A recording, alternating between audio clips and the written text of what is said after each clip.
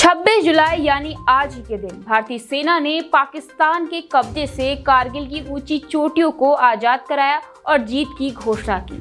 नमस्कार, मैं हिमानी और आप देख रहे हैं ABPL न्यूज। भारत और पाकिस्तान के बीच 1999 में कारगिल युद्ध हुआ था। इस जंग में भारतीय सेना के साहस और जीत की कहानी इतिहास के कई पन्नों में दर्ज है।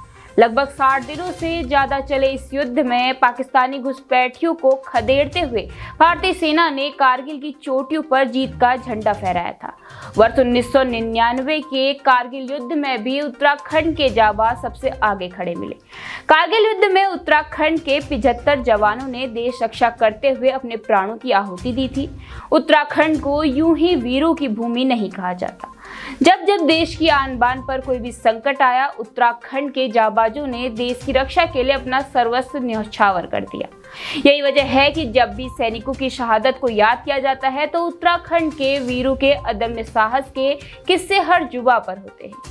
बात करें वर्ष 1999 के कारगिल युद्ध की, तो यहाँ भी उत्तराखंड के जाबाज सबसे आगे खड़े मिले। कारगिल युद्ध में उत्तराखंड के 75 जवानों ने देश रक्षा करते हुए अपने प्राणों की आहुति दी थी। इनमें 37 जवान ऐसे थे जिन्हें युद्ध के बाद उनकी बहादुरी के लिए महावीर चक्र, वीर चक्र से लेकर मैन इन डिस्पैच पुरस्कार से नवाजा गया था। आजादी से पहले हो या आजादी के बाद हुए युद्ध, देश के लिए शहादत देना उत्तराखंड के सूरवीरों की परंपरा रही है। कारगिल युद्ध में भी उत्तराखंड के वीरों ने हर मोर्चे पर अपने युद्ध कौशल का परिचय देते हुए दुश्मनों के छक्के छुड़ाए थे।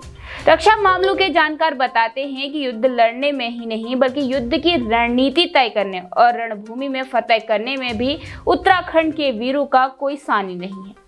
आजादी के बाद से अब तक 1500 से अधिक सैनिकों ने देश की रक्षा के लिए अपनी शहादत दी है। किसी मां ने अपना बेटा खोया तो पत्नी ने पति और कई घर उजड़ गए। फिर भी ना देशभक्ति का जज्बा कम हुआ और ना ही दुश्मन को उखाड़ फेंकने का साहस।